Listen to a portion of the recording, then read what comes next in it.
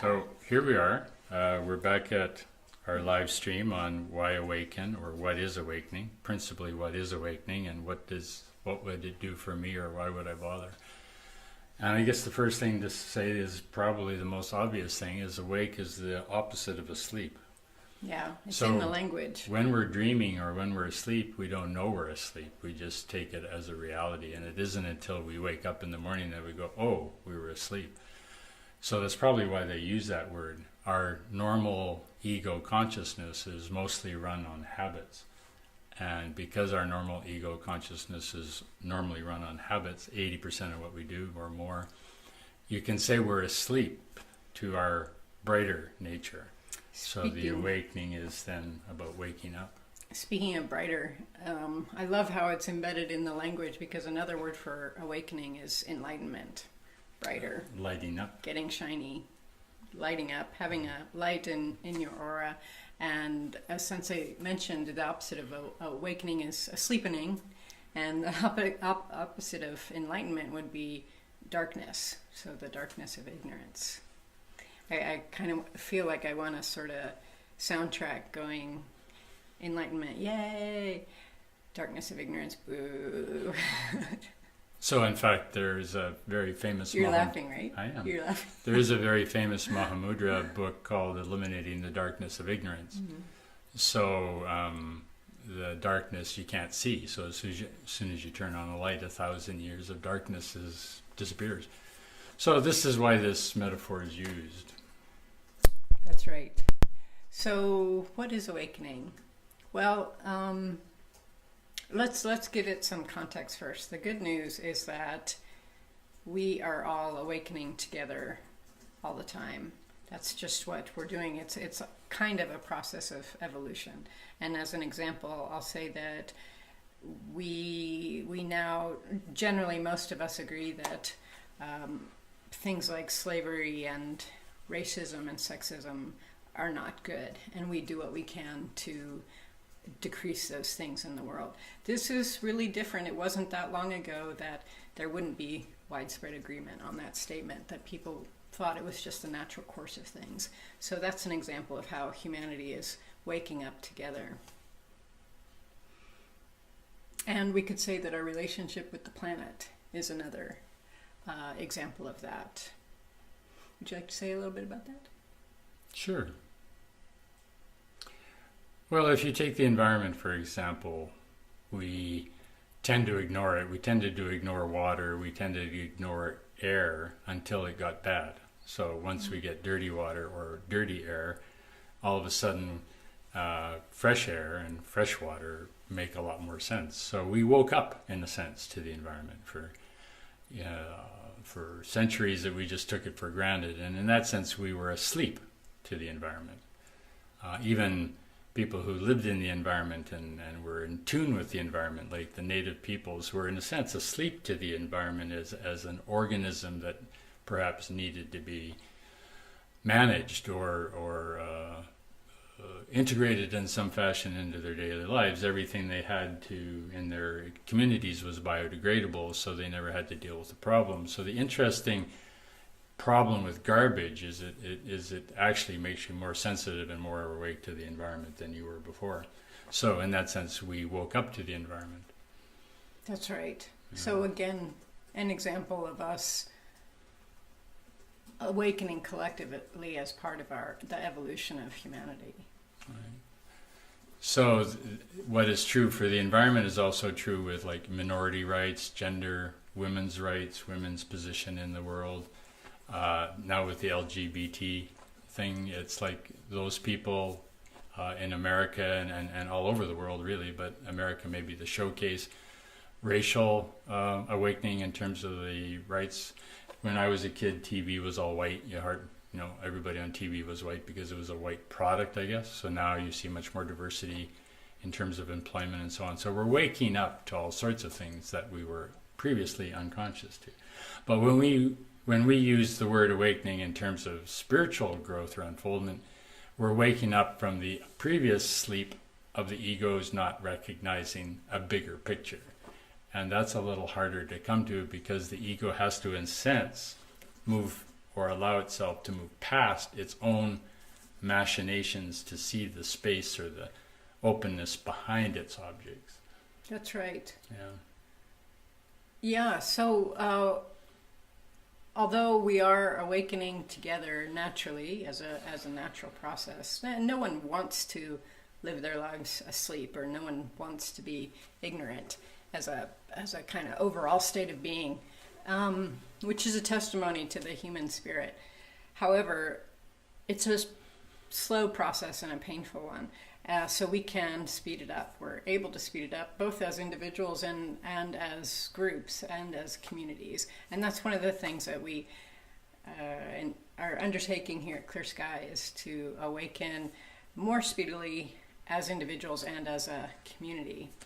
So how do we do that together and as individuals? How do we speed that process up? Maybe a few metaphors would help.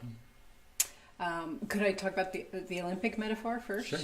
So it is akin to Olympic training. It's not easy. It's very intense. You've got to have a really burning commitment to it. You've got to be willing to overcome challenges on a regular basis. And also, it's extremely helpful, well, indispensable, I would say, to have someone who has had the experience before you. So just like an Olympic athlete has a coach or a trainer, that's also indispensable for spiritual awakening. And it's exhilarating.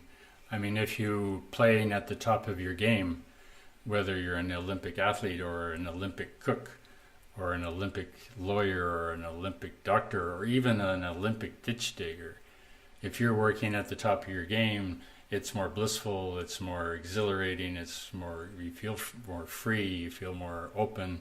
It's a win-win situation.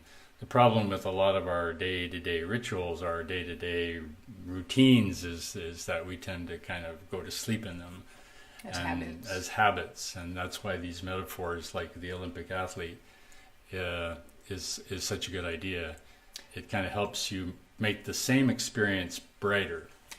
And the original Olympics was designed where the competition was kind of admiration. Competitors admired one another's skills and prowess and used that as inspiration to better their own skills.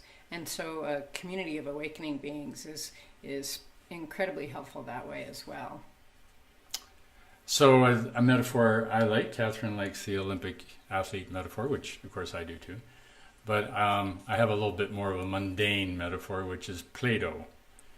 That stuff that or a squeezy, muddy stuff that you form into different shapes. And so in that sense, as people, we are always making objects. We are making little cows or chickens or whatever, or houses or whatever. We're busy people, turning that Play-Doh into a different kind of object. And basically, we ignore the Play-Doh. So from this point of view, the ego is all the objects you can make with Play-Doh, including objects that are feelings or sensations or thoughts. So a feeling would be an object. In this case, anger would be an emotional object, and freedom would be a mental object. But the awakened mind is actually the Play-Doh. It's the Play-Doh can take any shape. So the awakened mind can take any shape. And we're not very attracted to Play-Doh as just a muddy substance. And of course, the awakening isn't muddy, but there you go, it's a metaphor. Play-Doh's, so anyone who knows anything knows that Play-Doh's truly wonderful. Right. So the awakened mind is the Play-Doh, but what the awakened mind does from there, what we do with that as egos then becomes the objects. And so we become fascinated with the object, and we then ignore the Play-Doh because we're attached to the object. One further point in this one is that since Play-Doh is, in a sense, not formed, all awakened beings are the same being.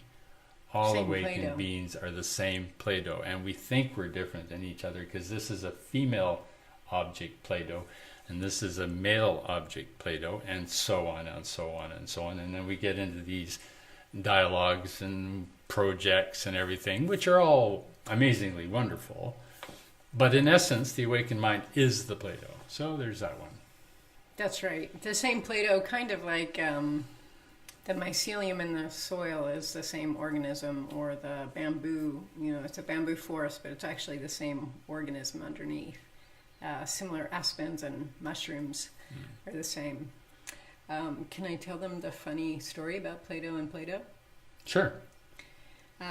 When we were planning this live stream, Sensei really wanted to teach about what is awakening, and he says, yes, I'll speak about Plato. Catherine, remind me that I want to speak about Plato. So it was actually Plato of Aristotle, ancient Greek fame Plato, that he was talking about originally. And when I said, you asked me to remind you to talk about Plato, and he's like, oh yeah, you can make all those different things with Plato.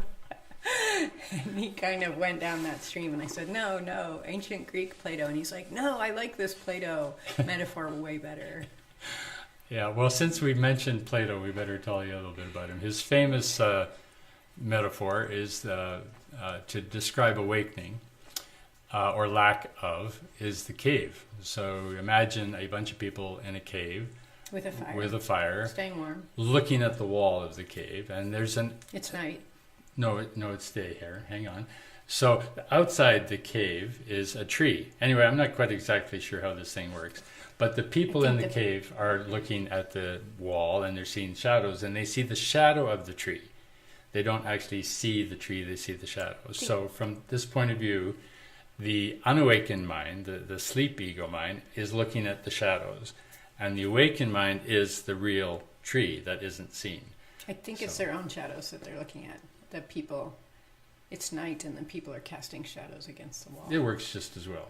So if you want it that way, that's fine. So the main point isn't which thing is they're looking at. The main point here is that the shadow on the wall, the object that they're addicted to, the object that they're obsessed with, and how they have to get it right and fix it and make it all wonderful, are the shadows on the wall. And what they're not seeing is the true or real object, which in this metaphor are the people, or if you want, the tree. And so this is a kind of a little bit more rough metaphor than I think the Plato, because the Plato is the real stuff, the squishy stuff, and the objects is what we get involved in. And then we become, because we're object people, ego is an object also, because we're object people, we all our dialogues and obsessions are with the objects, and we miss this awakened state. Especially nowadays when our culture has become so consumeristic oriented. We're really, not to use too strong a word, but we're really conditioned. I was going to say brainwashed, but I'll use conditioned. We're very much conditioned to be concerned with objects. And as Sensei's been describing, we mistake what's really important in life, and in the spiritual life, what's really important is this sense of spaciousness. That's where the awakening comes from. Coming back to that sense of spaciousness for a minute, we don't really like spaciousness, because in that spaciousness, there is really no me to be found, no Doug there. It's just a quiet, silent, blissful spaciousness. And the ego doesn't get any reward, objectively speaking, for that. And so it tends to, again, overlook it. Try to fill it as soon as possible. Although when we do allow ourselves to go into that feeling of spaciousness, we love it. Those are those beautiful moments in life that we remember with great joy. Yes, and in fact, everything wonderful that we see in objects isn't inherently in the object, it's inherently in the Play-Doh. Mm-hmm. The Play-Doh is the source. The state of being. The state of being is the source. The object is what we get. And then we fight about the objects, or make love about the objects, and we get lost in the objects, but we, again, miss the Play-Doh. I'm thinking of when I was living in Japan, this could be anywhere, but I happened to be in Japan. I would go into nature and just have these incredible experiences of spaciousness. And that's one of the reasons why we love nature, or part of us loves nature. And then I would go into nature in order to try to get that experience, and it wouldn't come. I kind of wanted to be able to have it on demand. And that's where the Olympic training comes in. You only can get it on demand if you go through the training ourselves to orient towards the spaciousness. And it's a process. It's a kind of deconditioning process because we weren't raised to do that. We have to sort of deconstruct that conditioning as, for example, consumers, and then recondition ourselves to be able to key off the spaciousness. It's kind of an oxymoron. It's like you have to train very hard to do nothing. So it's true. You train and you train and you train to bring your attention present, and then when it is present, there's nothing to do. So it's blissful. And it's blissful and spacious. Yeah. One more metaphor on this one is perhaps the clear sky and the clouds. When we are out in nature, we'll say, oh, it's a clear day, and ignore it.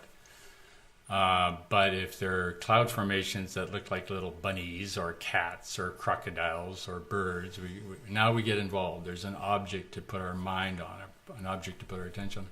And so now we think the clouds are what the sky is. But of course, the cloud exists in the sky, but the cloud by itself isn't the sky. So even in a little ducky or a bird in a cloud, that ducky or bird is infused with spaciousness even within it, never mind a cloudless sky. That's why you can fly through it. Right. With a plane. And that, of course, is what we named our center, Clear Sky, after. Is that clear sky that's always there, regardless of the clouds that we may be perceiving. So I think a lot of people thinking when they awaken, or what awakening is everything comes to a stop, that it's all dead and nothing happens, and everything gets magically fixed. And everything gets magically fixed. This is not true. Clouds are still clouds. The ducky and the crocodile are still going to have arguments about who gets to own that particular part of the sky. Stuff still fixed. Happens. But what happens is, with the background of understanding you are the sky, then what happens with the clouds becomes more entertainment than problematic. So if the ducky and the crocodile are having a fight, the nature of the clear sky mind goes fascinating.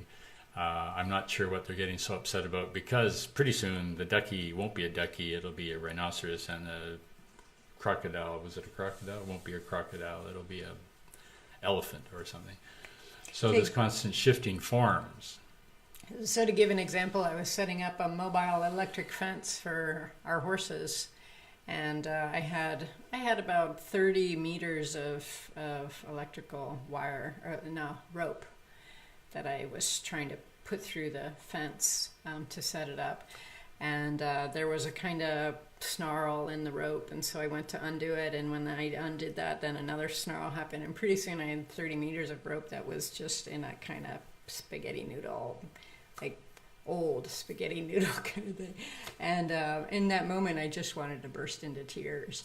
And in that moment, I found that very humorous. I thought this would be a really great comedy scene, just this person with this kind of mess of rope. So that's that ability to, we see the clouds, they are still distressing, but we can also perceive the spaciousness. Actually, your story about the electric wire is a very, very famous Sufi story, where the Sufi master gave his very troubled student a very entangled ball of wool. Huge ball of wool. It was a complete mess. An ancient tradition. And their job was was very patiently, very slowly, that's the training, untangle that maze. So you're in the Sufi line. Okay. There's another metaphor I'm going to pop in here that we didn't talk about, which I love also, which is, it's a bit like the ego is like a man or a woman in a boat on a stormy sea. And the awakening mind is the water, not the waves. So from the point of view of the ego, the waves are problematic. They're dangerous, or they're fun, or whatever. But from the point of view of the water itself, waves make no difference. Whether there's a wave or isn't a wave, it doesn't matter, because they are in fact the same thing, water. Interesting. The winds of karma are the waves. So when we have attachments or clingings or aversions, this creates waves. And the ego then responds. If it's fun, if it's a disturbance we like, we call it fun, and if it isn't, it's dangerous. So there's this water metaphor as well. And when you scuba dive, it can be very uncomfortable to be on the surface when the waters are tumultuous. But if you go down deeper, there's calm below. Which is and why it can be very pleasant. And if that's why divers in choppy seas get down as fast as they can. So our argument is awakening in this lifetime, because otherwise you're spending your life in choppy seas. That's so right. the sooner you can dive Might deep, throw up in your regulator. lovely. As the sooner you can dive deep and get down underneath the surface, the better it is. And that's also the why awaken, because it's calm and peaceful, spacious and free, and painless in a sense. Less suffering. Yeah, in that joy, depth water. Peace. Any questions out there, Cara? Not right now, no. Oh, Okay. right. Well, we haven't really invited questions. No. So I wonder, were there any comments?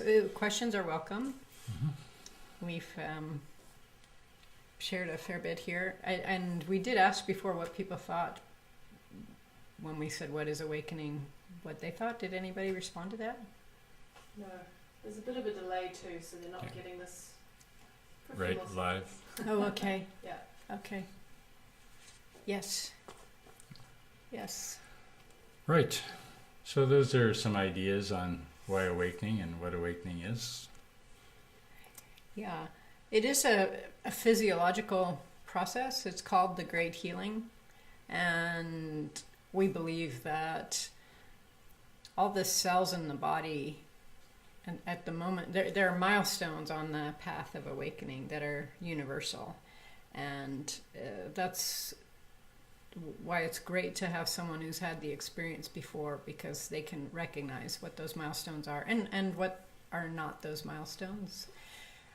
So one of the milestones is called Satapana, stream entry. That's also known as partial awakening. And that's called the Great Healing. And we believe that all the cells in the body get a kind of resonance when that happens, which is why they call it the Great Healing. Would you say that some of the DNA might turn on at that point? Well, to be determined scientifically. Science is wonderful and science is great, but from the point of view of the awakened mind, they don't have much to say about it really, because fundamentally they don't know how we even have feelings or thoughts.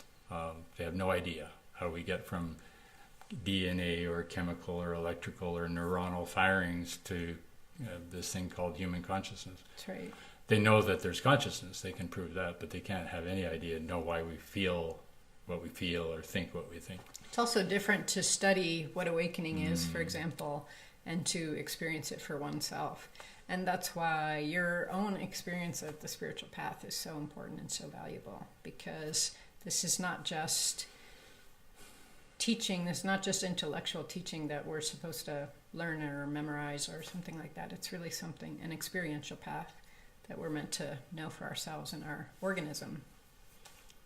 Okay. Yeah, there's a couple of questions. Marilyn says, how does one stay connected with the sense of spaciousness during daily busyness? Any magic trick? Yeah, well, it's really a decision. And it's a decision that we keep forgetting. I can't think, I'm sure there's a metaphor like I'm going to get exercise, or, oh, I'm going to clean up the kitchen table or something. And then I go there, oh yeah, they're going to clean the kitchen table. And then you go do something else and something else happens. And so you forget. And so this decision to be present is basically a decision to remember. You can set your watch, set it for an hour, and beep every hour, and you go, oh, spaciousness, right? Eventually you can carry it throughout every moment of your day, even when you're busy. But you need to train yourself to do that. We're back to Catherine's point on training. It's because we just aren't trained to do it, we ignore it. And since the ego doesn't see the value in it, it's hard for it to be motivated to do it. But when you find out its rewards, which Catherine has also very well talked about, then it becomes more and more part of your practice. So decision and intention and aspiration and decision are key. And then get a plan, get a system, get at it. Yeah, this is where, it's a great question, Marilyn. This is where community can be really helpful, because if you're together in a community of awakening beings, the chances of somebody remembering spaciousness at any given time are better. And then that will draw our attention to it, right? If I'm kind of busy, but Sensei's in a state of spaciousness, I'm like, oh, right, that's better. And I'll key off of that. We hope. And so we know, Mary Lynn, you're doing that. So yay, living in awakening community. Other things include, you just have to figure out what works for you. I set little things in my alerts in my calendar so that because I can get real focused on work on my computer, and then I'll get a little alert go off and I'll be like, what's that darn noise? What's that distraction? But it'll be something like remember spaciousness, and then I'm like, oh yeah, and I reorient. That's why we often say the horse before the cart. The horse of awakening, the horse of spaciousness needs to be the primary orientation, and then the rest of our life actually does go much better. Maya has a comment or question. She says, for her, awakening is at first realizing there is something greater than me. Yay. I would like to rephrase the language a little. I know what she means, and I agree. And I would say that awakening isn't greater than me. Awakening is really the core of the true me. So it's not like you're pushing the ego away, or that the ego doesn't have a role or a place. It's that the awakening permeates the ego behavior. So it's not like I got to get to somewhere I'm not. It's more a case of I got to realize actually the place I am. I am the clear sky. The cloud is what happens. So then you don't have to think I got to get to the clear sky. You're already there. But maybe it's semantics. That's you might right. understand that. Yeah, I think to say what Sensei's saying in another way is it can be, and I'm not saying that you're doing this, Maya, but in my own experience, it can sometimes feel like, my darn ego, and how do I get rid of this awful thing? And as Sensei's indicating, when we talk about non-duality, no difference between self and other, and being able to be in a state of union with other, we also need to be in a state of union with this being first, in order to be able to do that with the rest of creation. So we're not really we're not trying to overcome ourselves or negative things about our conditioning. We're just trying to open up and accept those in order to be able to transcend them. And let go of them. And going back to that water metaphor for a minute, you remember that man or woman on the boat is 80% water. It's that 20% ego that gets in the way. Which is made up of two gases, which is space. Space, right. Okay. Yes, both of them say thank you, and beautiful answer. Yeah. Thank you. And I guess lovely that's to have this time with you. time. And thanks for joining us. Thank you. May all beings be well and happy. May all beings be well and happy.